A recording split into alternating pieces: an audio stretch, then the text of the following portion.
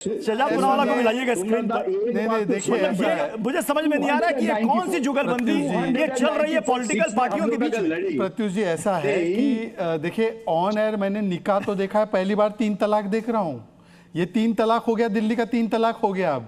और दूसरी बात सुनिए ना, तो ये गोवा क्यों गए थे मुंह उठा के टीएमसी वाले? वहां पे कांग्रेस और बीजेपी का डायरेक्ट फाइट है। गोवा मुंह उठा के गए थे।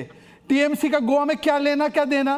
गोवा गए थे, वहां पे क्या बोल रहे थे? ये कांग्रेस नहीं आनी चाहिए, हमको ले आओ, कांग्रेस को मत लाना।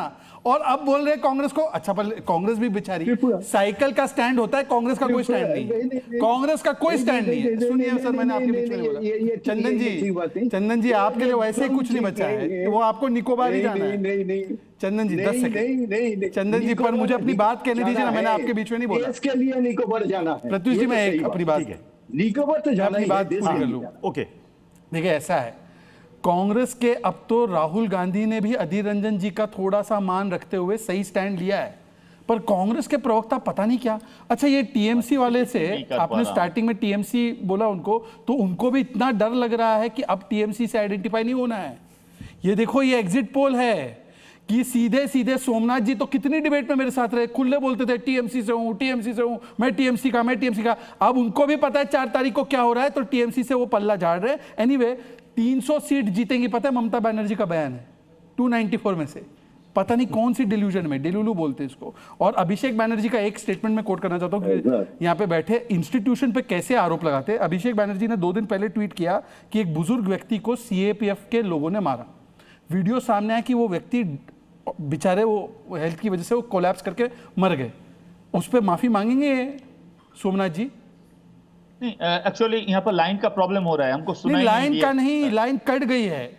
नहीं, अरे आप यही तो सबसे ज्यादा प्रॉब्लम है। आप लोग जो हकीकत है उसमें नहीं जाएंगे। मैं लेकिन अभी फिलहाल नेटवर्क ठीक है सोमनाथ जी, अभी फिलहाल नेटवर्क ठीक है, हम आपको देख भी पा रहे हैं, सुन भी पा रहे हैं।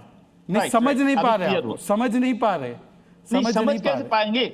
समझ, देखिए 15 साल से हम लोग समझ ये बीजेपी से तो बंगाल को रक्षा किया कि नहीं?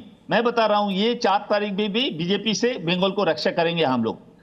हेलो जी, आपकी आवाज आ रही है, बोले आपकी आवाज आ रही है। आपको कोई डरा रहा है टीएमसी से? पीछे से कोई डरा रहा है इनको बोलने के लिए? क्लियर आ रही है आपकी आवाज? नहीं, पीछे से टीएमसी वाले डरा के बुलवा रहे हैं, साफ साफ दिख भी रहे हैं आप, बोले। नहीं, पीछे से डीएमसी वाले डरा के बुलवा रहे हैं सब। देखो, अब वो छोड़ दिया बोलना। क्या चुनाव भयमुक्त नहीं हुआ बंगाल में इस बार? नहीं, मैं क्योंकि बंगाल का प्रभारी था और बंगाल में मैं था लगातार चुनाव के दौरान, ये मैं इलेक्शन कमीशन के जो सेंट्रल ऑब्जर्वर है उनका शुक्रिया अदा करता हूं।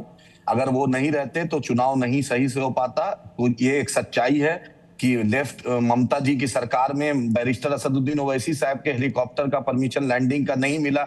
20 किलोमीटर दूर से हम लोग को गाड़ी से आना पड़ा। जहां भी बारासात में और हावड़ा में परमिशन नहीं मिला, इनका ओसी लिख दिया कि नहीं देंगे। इनकी एसपी से भी बात हुआ, सबसे हुआ, तब दूसरे दिन बहुत मजबूरी में दिया जब इलेक्शन कमीशन के ऑब्जर्वर इंटरफेयर किए तब। ये एक सच्चाई है।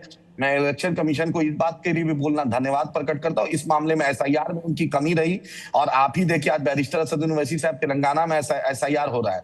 हम लोग ने लाखों रुपए का ऐप बनाया, हर वार्ड वाइज वहां कैंप लगाकर वहां एसआईआर करवा रहे हैं ताकि उसको लोग को दिक्कत नहीं हो। वाहिद हिंदुस्तान में एक पॉलिटिकल पार्टी है जिसने ऐप बनाया और वार्ड बाई वार्ड हम जाकर वो लोग को जन चेतना कर रहे हैं। लेकिन टीएमसी ने ऐसा कुछ नहीं किया। 91 लोग का नाम कटा, माइनॉरिटीज का नाम कटा। इसमें इलेक्शन कमीशन की और टीएमसी सरकार दोनों जवाबदेह है। आप अपने लोग को कागज फेलिसिटेट नहीं कीजिएगा, आप डॉक्यूमेंट नहीं प्रोवाइड कीजिएगा, आपका ऑफिसर नहीं करेगा। लोग दर दर भटक रहे हैं। जो जुडिशियल ऑफिसर को घेरा